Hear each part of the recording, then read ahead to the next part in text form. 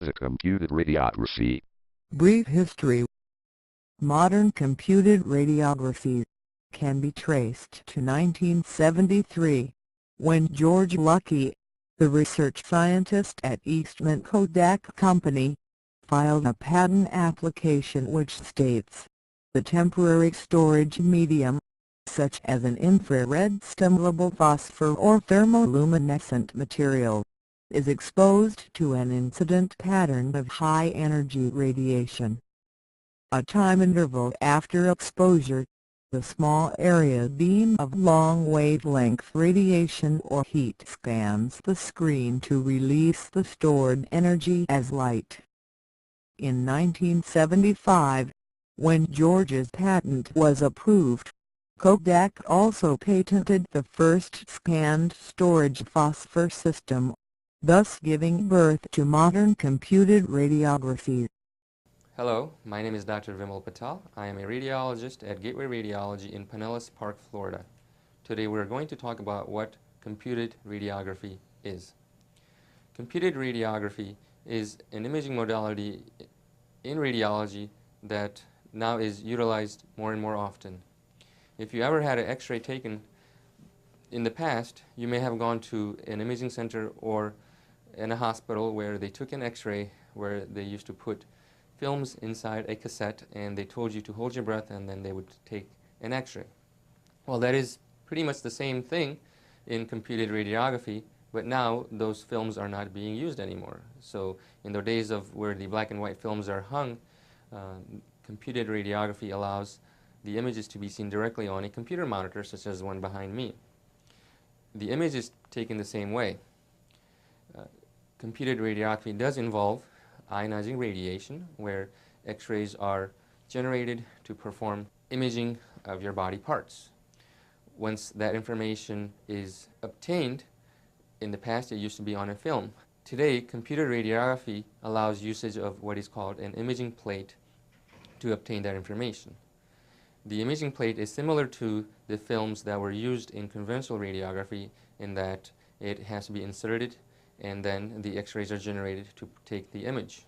Once that information is put on the imaging plate is then put in a processor where that data can be processed and generated into the image, which can be then transmitted to a workstation such as the one behind me. And that allows me to interpret the exam that was performed using computed radiography. I am Dr. Vimal Patel. I am a radiologist that works at Gateway Radiology in Pinellas Park, Florida, and I have just talked a little about what computed radiography is.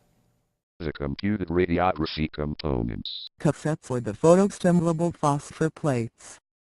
The IP phosphor retains a latent image of the energy pattern to which it was exposed. This latent image is read as it is released from the phosphor by laser light exposure. The imaging plate is placed under the object to be examined and the X-ray exposure is made. The CR imaging plate contains photostimulable storage phosphors, which store the radiation level received at each point in local electron energies. When the plate is put through the scanner, the scanning laser beam causes the electrons to relax to lower energy levels, emitting light that is detected by a photomultiplier tube, which is then converted to an electronic signal. The digitizer, where digital X-ray sensors are used instead of traditional photographic film. Advantages include time efficiency through bypassing chemical processing and the ability to digitally transfer hand-in-hand images. Also, less radiation can be used to produce an image of similar contrast to conventional radiography. Picture Archiving Communication System, a technology providing economical storage for medical imaging technology. It provides convenient access to images from multiple modalities. Images and reports are transmitted digitally via PACS, and eliminate the need to manually retrieve files and images. How does a CR unit functions?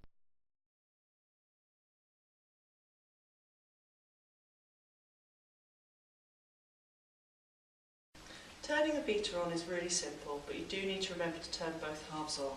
To power this one up, reach over the back to the on-off button, and then just power your computer up. So now your system's powered up, you need to log in, and just type in the login details and password that we gave you. If you have a touchscreen computer, you can use the virtual keyboard at this point, and then just click login.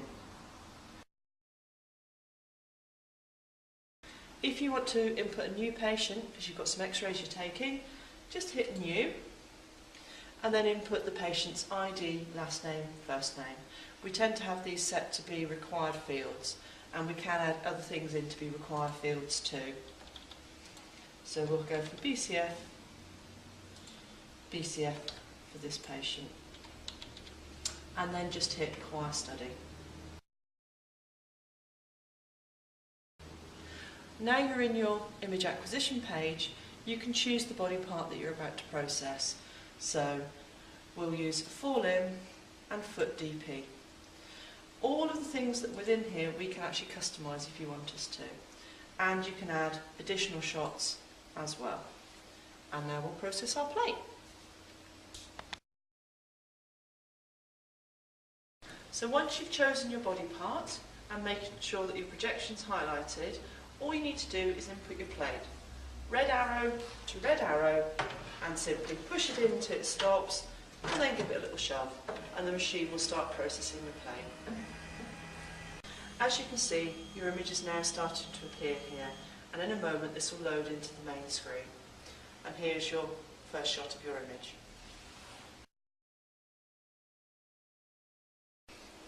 Once you've taken your picture, you have two options. If you're happy with the picture as is, you can just hit accept. That saves the picture as it is.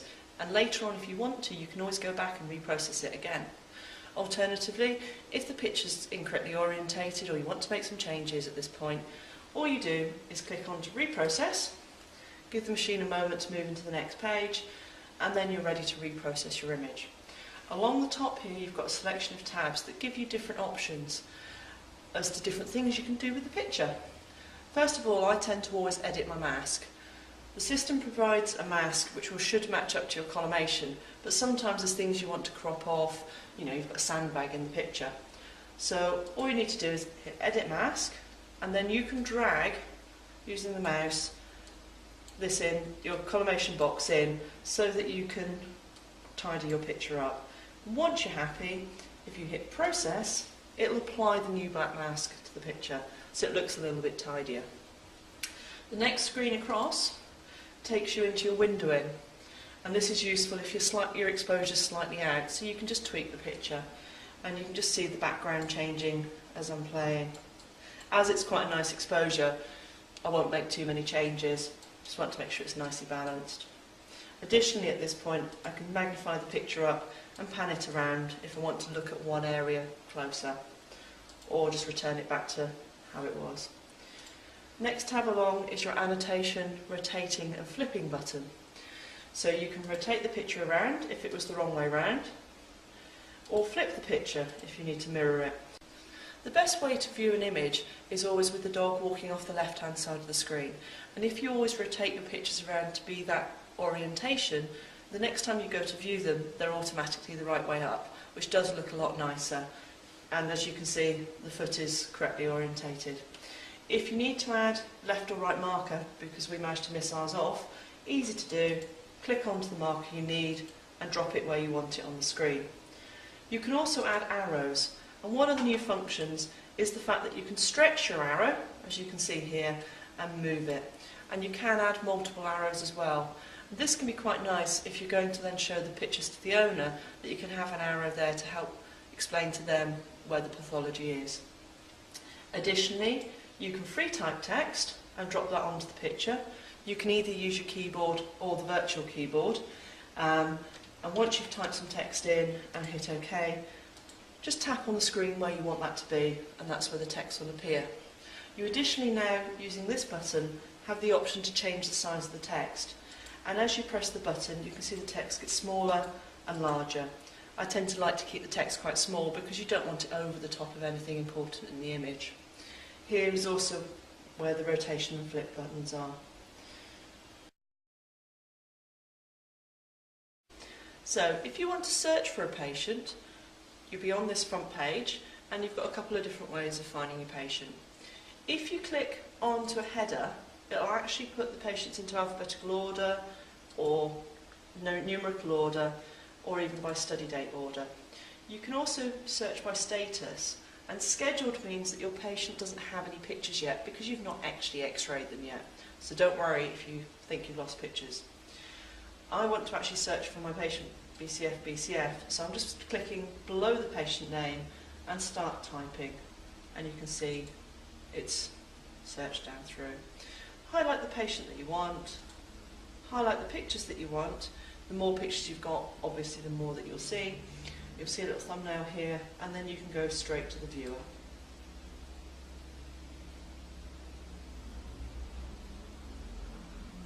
Now you're in the viewer page, your images will appear as a thumbnail, and you can either drag and drop them into the main screen or double click. If you want to manipulate this picture, you can use any of these buttons, and all of them are set up that if you place your mouse over the button, a little prompt will pop up if you're not sure what the buttons are.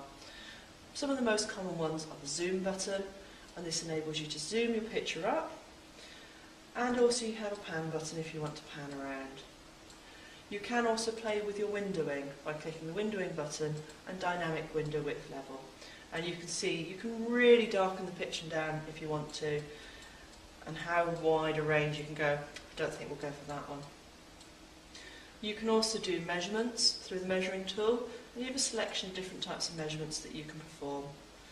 As you see, we've got a nice big picture, and the machine is always measuring to the plate, so as you magnify the picture, the measurements will still remain accurate. The only other thing you might really want to do is add some annotation if you wanted to. And if you click onto their annotation button, and then you can have your virtual keyboard come up again, and you can input whichever text you want to, and hit OK and drop that onto the screen. So if you want to save the picture to disk, just hit CD, New, and then you can drag your thumbnail in onto your box, and then by clicking onto this box here, burn to disk, and it will burn you a disk. I'll exit out. If you want to save your image as a JPEG, make sure the picture you want to save is on the main screen. Hit Save Image, Export Image, and it brings up your computer image here, and just choose that you want it as a JPEG, and input the name that you want to save under, and hit Save. If you want to browse the database from here to see if the patient has any additional pictures, just click onto Browse Database, and it will take you back to the database picture, where again you can search for patients' images.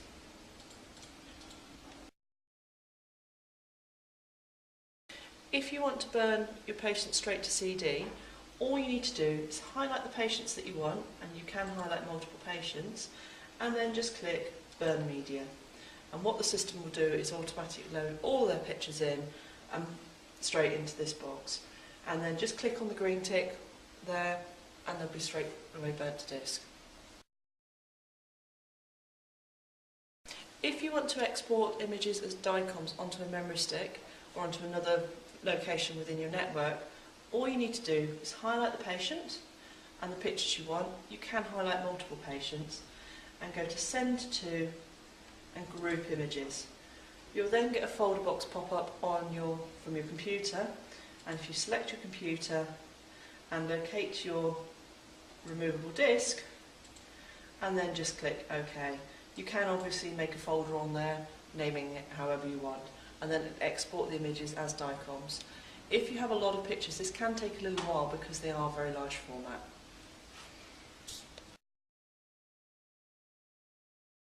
Turning the system off is really simple, but it is quite important to take your last plate out before you do so. All you need to do is, on the bottom corner of the screen, exit and shut down, and the computer and monitor will turn themselves off automatically, and then reach over the back of the system to the on-off button. Takes 30 seconds to switch off. The end.